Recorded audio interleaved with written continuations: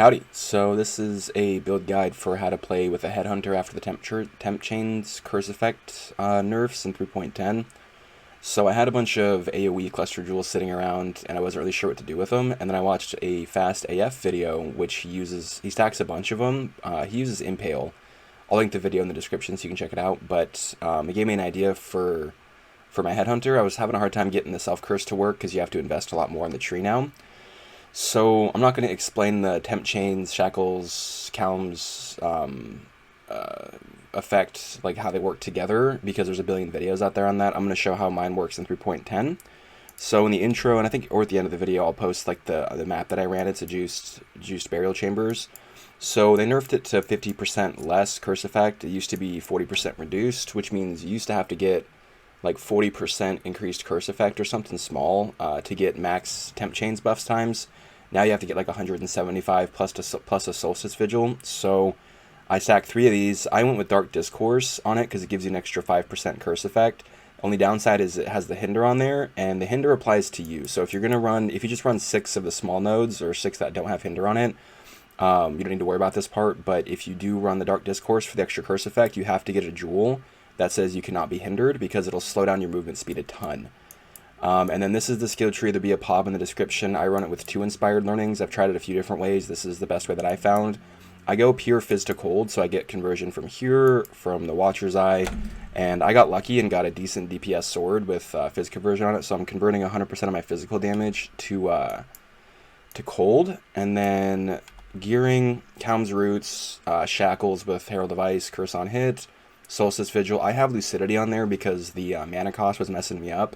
It'd get me kind of like skittering through maps where I'd once my attack speed got too high, I wouldn't be cycloning all the time, so I'd lose a lot of AoE. So I got this. You should get skittering runes if you're not having that problem or you're using a different skill or whatever. The rings, I have channeling skills mana cost on there, and then this is just life and res stats if you need. I needed int to save 2 points from here. The sword, just get a high Fizz DPS conversion if you want to convert. Helmet, the enchant's really important because that makes the buffs last a lot longer. With this current build, I'm not at the max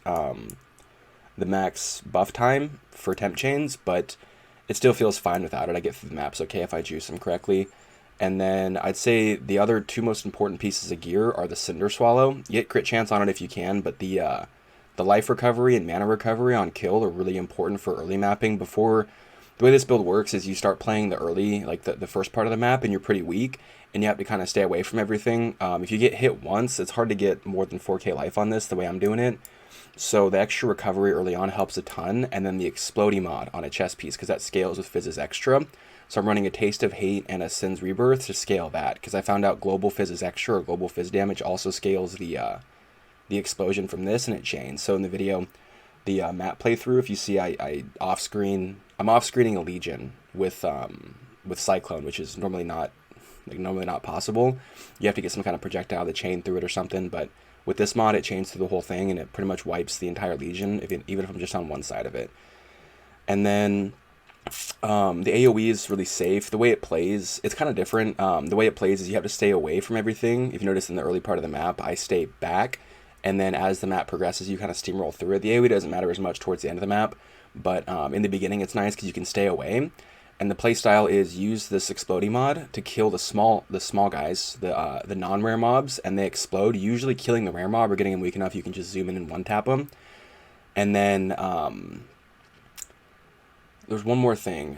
Oh, the additional curse on here. I got this one because I got a curse on hit, elite weakness, Shackles of the Wretched. These are kind of expensive. It's not super necessary, but the damage is really nice early on because you're hitting a lot, so you curse them all with the first hit, and their health goes down a lot faster after that. So I'll have a POB link in the description. I'm playing it on stream quite a bit. I'm probably going to push this to level 100. It's level 96 right now. So you guys want to come check it out and ask questions, feel free to do so. But thanks for watching. Bye.